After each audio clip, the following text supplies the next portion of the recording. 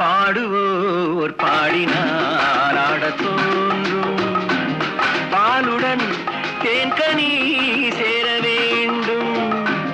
பாடுவோர் பாடினால் ஆடத் தோன்றும். பாலுடன் தேன்கனி சேர வேண்டும்.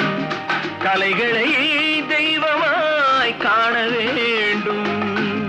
கண்ணினி இன்னும் ஏன் நாண வேண்டும்.